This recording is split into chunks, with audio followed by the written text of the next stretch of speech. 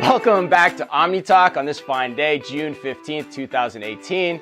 It was a tremendous week. We had a lot of great stories in the news, and I'm excited to get right to them. And before we do, I just want to give a shout out to our sponsor, Uberall.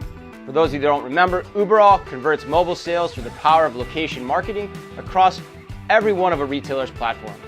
So contact Uberall today to maximize revenue across all of your locations everywhere. All right, I want to just get right to the news this week. And the first exciting headline is Walmart and Microsoft. It is rumored that Walmart and Microsoft are about to embark on a partnership to create an Amazon Go-like experience.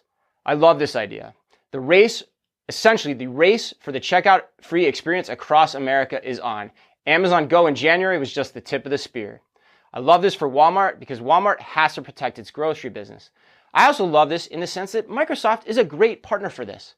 They're incredibly formidable in terms of their cloud capabilities with Azure. And also, if you've ever been in their retail experience center, they have a really good understanding of where the future of retail is headed.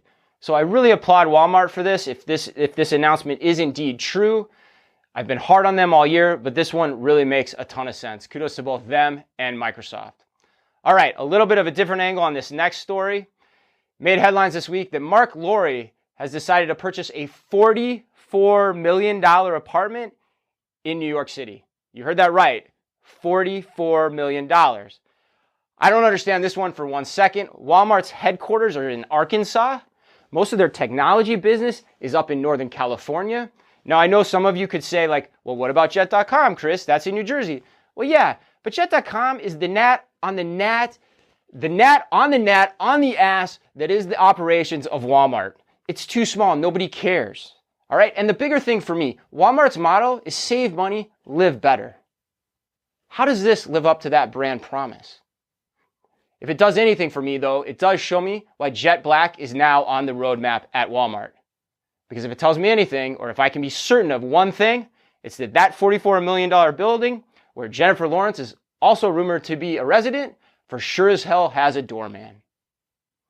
All right, number 3. Excited about this one too.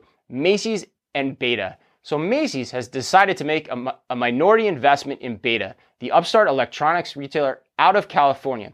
They have about 80 locations, but they also have a very unique business model. And they also claim that they have a technology that helps new retailers start up their business in a bricks and mortar location. This again makes a ton of sense.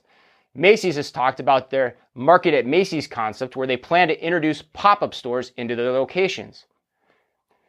Beta's technology could, in essence, enable upstart brands or new concepts to come in and plug quickly into Macys' technological platform without probably having to go through the legacy systems and architecture. I think that's a very intriguing idea. So kudos to Macys on this. I've been tough on them as well, but this is a great idea. Now, if I have one word of caution, it's as they're doing these pop-ups and as they're utilizing these new technology principles, it's to be very careful about the entire Macys experience. It might be cool to have a really different pop-up, but at the end of the day, it's got to be a full, holistic experience design that can't cause friction as you go from one experience to another inside a Macys store. All right, story number 4, Rakuten and curbside. So Rakuten has decided to purchase curbside. Now, I've tried curbside myself, Ann and I both, out in California a number of times, and every time we tried it, it's been a great experience. And I think it's a cool technology. Essentially what it is it's a company, it's a third party that works with retailers to provide curbside service. You pull up your car and you get your products right then and there. Now, a number of retailers have tried to do this themselves, but at the end of the day, I think there's still a pretty big niche, not only in America, but probably across the world, in providing this service for retailers who can't do it themselves. And specifically, I think it's a valuable service for retailers that are located in malls, where the infrastructure is hard for a retailer like a specialty apparel retailer to do this themselves. The architecture doesn't allow it. And quite frankly, they probably don't have the money to invest to make it happen. So I think there's still a lot of white space in this concept. And curbside was started by a bunch of smart engineers from Apple who have a ton of location analytics experience. So I think this is a great move. I'm excited to see what happens in the future. All right, lastly, from the catalog of another really smart thing that probably made the entire industry go, oh shit, I can't believe they did it again. Amazon has decided to create an indie beauty shop on its marketplace. So again, taking the virtual mall concept, Amazon is going to open up their marketplace to basically the long tail of the beauty industry.